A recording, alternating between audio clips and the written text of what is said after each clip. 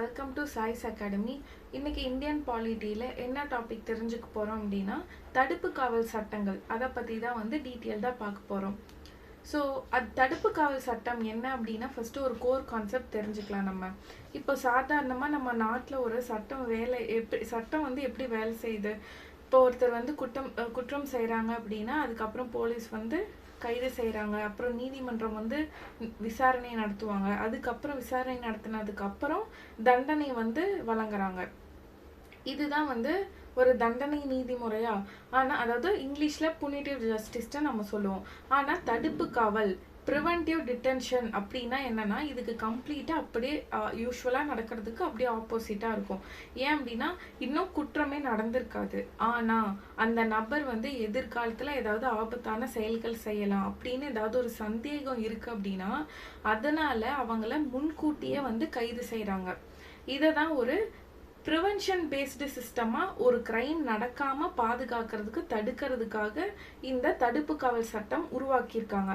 இது ஏன் அப்படி தேவைப்படுது அப்படின்னா சில ரீசன்ஸ் இருக்குது. சில க்ரைம்ஸ்லாம் ரொம்ப ஆபத்தானதாக இருக்குமா, இந்த டெரரிசம், கம்யூனல் ரையட்ஸ், ஸ்மக்லிங் நெட்வொர்க் ஆகட்டும், பிளாக் மார்க்கெட் ஆக்டிவிட்டி, இது எல்லாமே ரொம்பவே ஆபத்தான ஒரு க்ரைம்ஸ்.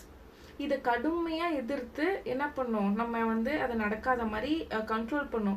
பட் இதெல்லாம் நடந்ததுக்கு அப்புறம் கண்ட்ரோல் செய்கிறது ரொம்ப கஷ்டமா, அதனாலேயே நடக்கிறதுக்கு முன்னாடியே கொஞ்சம் தடுக்கலாம் அப்படின்ட்டு என்ன பண்ணுறாங்க, இந்த மாதிரியான சட்டங்களை ப்ரிவென்டிவ் டிடென்ஷனாக கொண்டு வராங்க.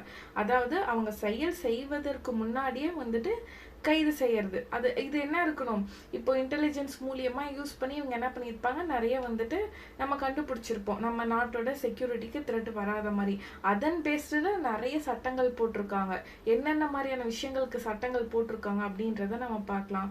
அண்ட் இதெல்லாம் இருக்கட்டும் மேம், எப்படி இதை போய் எப்படி ஓகே சொன்னாங்க, இந்தியா மாதிரியான ஒரு country, democratic country, fundamental rights அவ்வளோ கொடுத்துருக்காங்க, அதை மீறி எப்படி ஒரு பர்சனை நம்மளால கைது செய்ய முடியும் அப்படின்னு பார்த்தோன்னா இதற்காக ஃபண்டமெண்டல் ரைட்ஸ்ல ஆர்டிகல் 22ல தடுப்பு காவல் சட்டம் பத்தி கொடுத்துருக்காங்க. ஓகேவா, அதில் 2 விஷயம் கொடுத்துருப்பாங்க. இப்போ அதில் இண்டிவிஜுவலோட ஃப்ரீடம் தேவை. அதாவது ஒருத்தர் கைது செய்யப்படுறாங்க அப்படின்னா அவங்களுக்கு உரிமைகள் வேண்டும். என்னென்ன மாதிரியான உரிமைகள் இருக்கும், கைது செய்யறதுக்கு முன்னாடி ஏன் கைது செய்யறோம்னு சொல்றதாகட்டும், இல்லைன்னா அதாவது அவங்களுக்கு காரணம் தெரிவிக்க வேணும். அந்த டிடைன்டு பர்சன் ஏன் கைது செய்தோம் அப்படின்றதுக்கு என்ன ரீசன்னு சொல்லலாம். அண்ட் இன்னொன்று என்னன்னா அவங்க அவங்களோட கருத்து, இப்போ அந்த பர்சன் கைது செய்கிறோன்னு சொன்னோம், அதுக்கப்புறம் அவங்களுக்கான ஒரு வாய்ப்பு கொடுக்கலாம். ஏன் என்னாச்சு அப்படின்னு கேட்டு அவங்க சைடு அவங்க தரப்ப சொல்கிறதுக்காகட்டும். அடுத்து அட்வைசரியோட போர்டோட ரிவ்யூ கூட வைக்கலாம். அதாவது 3 மாதத்திற்குள்ள ஒரு குழு பரிசீலிக்கும். என்ன அட்வைசரி போர்டு அப்படின்னா ஒன்றும் இல்லை, ஹைகோர்ட் ஜட்ஜஸ் இல்லைனா குவாலிஃபைடு ஜட்ஜஸ் பர்சன்ஸ் இருக்காங்கல்ல, அவங்க டிசைட் செய்வாங்க இந்த பர்சனை ஒரு விஷயத்துக்காக ஆக்டிவிட்டிக்காக நம்ம அரெஸ்ட் பண்ணியிருக்காங்க, ஓகே அவங்க அரெஸ்ட் பண்ண கரெக்ட் தானா, அந்த ரீசன் கரெக்ட் தானா அப்படின்ட்டு அவங்க அட்வைசரி போர்டு செக் பண்ணலாம். இல்லை அதுக்கான ரீசன்ஸ் இல்லை, இவங்க தப்பா அரெஸ்ட் பண்ணியிருக்காங்கன்னா அவங்க ரிலீஸ் பண்ணலாம். இல்லை ஆமாம் சந்தேகத்திற்குரிய ஒரு நபராக தான் இருக்காங்கன்னா இந்த ப்ரிவென்டிவ் டிடென்ஷன் கீழே என்ன பண்ணலாம், அரெஸ்ட் பண்ணி வைக்கலாம். ஸோ இதன் காரணமாகலாம் என்ன பண்ணியிருக்காங்க, தடுப்பு காவல் சட்டங்கள்லாம் கொண்டு வந்திருக்காங்க. இது வரைக்கும் உங்களுக்கு புரிஞ்சதா? அடுத்து அந்த ஆர்டிகல் 22ல அடுத்த விஷயமா என்ன பார்க்கலாம்னா ஸ்டேட்டோட செக்யூரிட்டி ரொம்ப முக்கியம். நாட்டை பாதுகாக்கிறது அரசுக்கு என்ன பண்ணணும், பவர் வேணும். அதுக்காகவும் இந்த தடுப்பு காவல் சட்டங்களை யூஸ் பண்றாங்க. ஸோ இது வரைக்கும் உங்களுக்கு இன்ட்ரோடக்ஷன் தடுப்பு காவல் சட்டங்கள்ல இருந்து தெரிஞ்சிருக்கும். ஸோ தடுப்பு காவல் சட்டம் பொறுத்த வரைக்கும் இந்திய அரசியலமைப்புல இதுக்கு அப்ரூவல் கொடுத்திருக்காங்க, ஆர்டிகல் 22. இதை நீங்க கண்டிப்பா தெரிஞ்சுக்கிட்டு ஆகணும். இது ஃபண்டமெண்டல் ரைட்ஸ் கீழே வருது. ஸோ இப்போ நம்ம ஃபர்ஸ்ட்ல ஒவ்வொன்றா பார்க்கலாமா? ஸோ ஃபர்ஸ்ட் நமக்கு கொண்டு வந்த சட்டம் தான் தடுப்பு காவல் சட்டம். இதை 1950ல் கொண்டு வந்திருக்காங்க. அடுத்து 1969லேயே எக்ஸ்பயர்ட் ஆயிடுச்சு. ஏன் அப்படின்னா இப்போது ஆரம்ப காலத்தில் நம்ம இந்தியா இண்டிபெண்டன்ஸ் ஆனதுக்கு அப்புறம்லாம் நிறைய கலவரம், கம்யூனல் ரையட்ஸ், இந்த மாதிரி பிரச்சனைகள் இந்த மாதிரிலாம் நடந்திருக்கும். நம்ம நாட்டோட அமைதி ரொம்பவே அதாவது டிஸ்டர்ப் ஆகிருக்கும். ஸோ அந்த ரீசன்னாலேயும் நிறைய இந்த மாதிரி கலவரமோ இல்லை ஏதாவது பிரிவினை இந்த மாதிரி பிரச்சனை நடந்துகிட்டே இருந்துட்டு இருந்த அந்த பீரியட் ஆஃப் டைமில் சரி தடுப்பு காவல் சட்டம்னு 1950ல் அப்போ தான் இனிஷியேட் பண்ணியிருக்காங்க. அண்ட் லேட்டராக அது ரொம்ப மிஸ்யூஸ் பண்ண ஆரம்பிச்சிட்டாங்க. அதனால் என்ன பண்ணிட்டாங்க, 1969ல் அதை ரிமூவ் பண்ணியாச்சு. அடுத்த சட்டம் பார்த்தோன்னா உள்நாட்டு பாதுகாப்பு பராமரிப்பு சட்டம். Maintenance of internal securities act மீசான்னு சொல்கிறோம். இது 1971 வந்துட்டு கொண்டு வந்திருக்காங்க.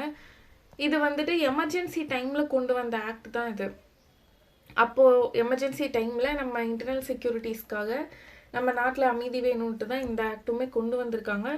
பட் இதுவுமே வந்துட்டு என்ன பண்ணியிருப்பாங்க அப்படின்னா லேட்டராக வந்துட்டு நிறைய மிஸ்யூஸ் பண்ணியிருப்பாங்க. இப்போ அரசை எதிர்த்து சும்மா ஒரு குரல் கொடுத்தாவோ இல்லை சும்மா ஏதாவது சொன்னால் கூட என்ன பண்ணிடுறாங்க, அரெஸ்ட் பண்ணிடுறாங்க. எந்த ஒரு ஏன்னா தடுப்பு காவல் சட்டம்னாலே சந்தேகப்படக்கூடிய நபர் இருந்தாலே அரெஸ்ட் பண்ணிடலாம் இல்லையா. அப்போ இதையுமே வந்துட்டு அதிகமாக வந்துட்டு மனித உரிமை மீறல்லாம் நடந்ததுனால 1978 ரிமூவ் பண்ணிட்டாங்க. ஸோ அடுத்த ஆக்டுக்கு மூவ் ஆகலாம். அடுத்த ஆக்ட் என்ன சொல்கிறாங்கன்னா அந்நிய செலாவணி மற்றும் கடத்தல் தடுப்பு சட்டம். இது 1974 கொண்டு வந்திருக்காங்க. Conservation of foreign exchange and prevention of smuggling activities act. அதாவது வெளிநாட்டு நாணயம் இருக்கு இல்லையா, அதில் சில மோசடி நடந்திருக்கும், கடத்தல்லாம் அதிகரிச்சிருக்கும் அந்த டைம் பீரியடில். அண்ட் அதெல்லாம் வந்துட்டு முன்கூட்டியே செய்கிறவங்க யார் அப்படின்னு பார்த்துட்டு அது சந்தேகத்திற்குரிய நபராக இருந்தால் அந்த கடத்தல அவங்க என்ன பண்ணியிருப்பாங்க, இந்த ஆக்ட் யூஸ் பண்ணி அவங்கள அரெஸ்ட் பண்ணியிருப்பாங்க. இன்னும் இது வந்துட்டு நடைமுறையில் தான் இருக்குது. Conservation of foreign exchange and prevention of smuggling activities அப்படின்னு நம்ம சொல்கிறோம்.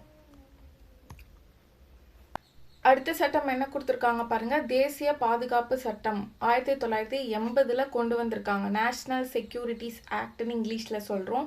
NASAன்னு கூட நம்ம சொல்லலாம். ஸோ இந்த சட்டம் வந்து இப்போ வரைக்கும் நடைமுறையில் தான் இருக்குது. இவங்களுக்கு சிறப்பு என்ன நம்ம பார்த்தோன்னா, இவங்களுக்கு அந்த அட்வைசரி பாடி, அதாவது இந்த நீதிமன்ற அனுமதி இல்லாமலே சில காலம் வரை கைது செய்தே வச்சிருக்கலாம். ஏதாவது ஒரு பர்சன் கைது செய்கிறாங்க தடுப்பு காவல் சட்டம் மூலியமாக, இந்த தேசிய பாதுகாப்பு சட்டம் மூலியமாக அப்படின்னு நம்ம பார்த்தோன்னா, நம்ம அங்கே என்ன சொல்லியிருந்தோம், இதுக்கு முன்னாடி 3 monthsக்குள்ள அட்வைசரி பாடி, அதாவது ஜட்ஜஸ் வருவாங்க. அவங்க வந்து ரிவ்யூ பண்ணி இந்த கைது கரெக்டு தானா அப்படின்லாம் பார்த்துட்டு ரிவ்யூ கொடுப்பாங்கன்னு சொன்னோம். இவங்களுக்கு அந்த நீதிமன்ற அனுமதியே தேவையில்லை, அந்த அளவுக்கு இவங்களுக்கு வந்து பவர் இருக்குன்னு சொல்லியிருக்காங்க. அடுத்து ஆக்ட் பார்க்கலாம்.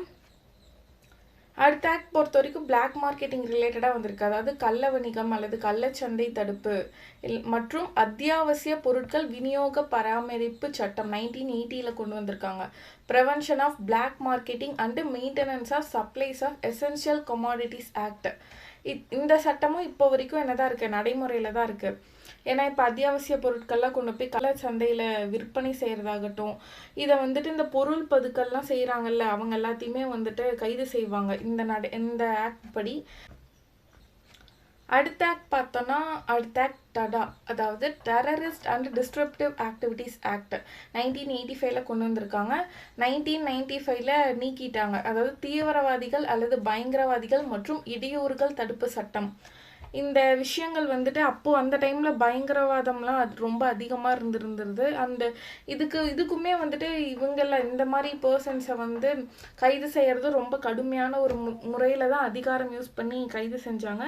அண்ட் நிறைய இதை தவறாக பயன்படுத்தினால 1995 வந்துட்டு ரிமூவ் பண்ணிட்டாங்க. ஸோ நெக்ஸ்ட் பார்க்கலாம். அடுத்து ட்ரக்ஸ் ப்ரிவென்ஷனுக்காக ஒரு ஆக்ட் வந்திருக்கு.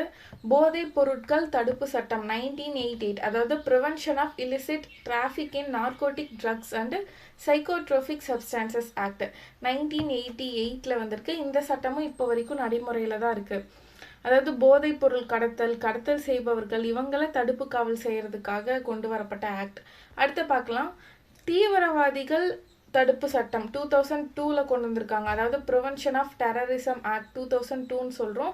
இந்த சட்டம் வந்து 2004 வந்துட்டு ரிமூவ் பண்ணிட்டாங்க. ஆக்சுவலாக 2001 நம்ம பார்லிமெண்ட்டில் ஒரு அட்டாக் நடந்திருக்கும். ஸோ அதற்காக கொண்டு வரப்பட்ட ஆக்ட். பட் லேட்டராக வந்துட்டு அரசியல் எதிரிகளையே வந்துட்டு கைது செய்யவும் இல்லை அரசுக்கு எதிராக பேசினா உடனே வந்துட்டு இந்த டெரரிசம் ஆக்ட் மூலியமாக அவங்கள கைது செய்யறதுன்னு இந்த மாதிரி மிஸ்யூஸ் பண்ணியிருக்காங்க. ஸோ 2004 வந்துட்டு ரிமூவ் பண்ணியிருக்காங்க. அடுத்து பாருங்க, சட்டவிரோத செயல்கள் தடுப்பு சட்டம் UAPAன்னு சொல்கிறோம். 1967 இந்த சட்டம் வந்து கொண்டு வந்திருக்காங்க. இப்போ வரைக்கும் இந்த சட்டம் வந்து நடைமுறையில் இருக்குது. 2019 தான் வந்துட்டு அமெண்ட்மெண்ட் பண்ணியிருக்காங்க. ஸோ ஒரே ஒரு சட்டம் தான் கொண்டு வரப்பட்டு அமெண்ட்மெண்ட் பண்ணது இந்த UAPA தான்.